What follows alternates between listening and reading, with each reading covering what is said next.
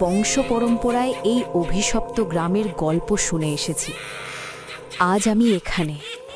এই গেটটি ১০০ বছর ধরে খোলেনি, কিন্তু আজ এটি আমাকে ভেতরে ডাকছে। জমিদার বাড়ির এই ইটগুলো যেন রক্তের গন্ধে ভারী হয়ে আছে। কি বিভীষিকা লুকিয়ে আছে এখানে।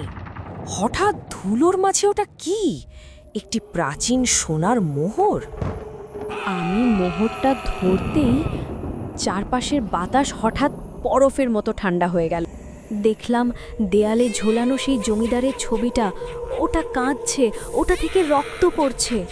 মাটির নিচ থেকে কি যেন বের হয়ে আসছে। ওরা কি তবে মুক্তি পায়নি? আমাকে এখান থেকে বের হতে হবে।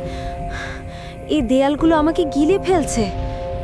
হঠাৎ সামনে দাঁড়ালো সেই নিষ্ঠুর জমিদার।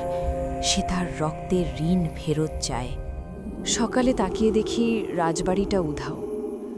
হাতের মোহরটা হয়ে গেছে এক মুঠো শুকনো রক্ত।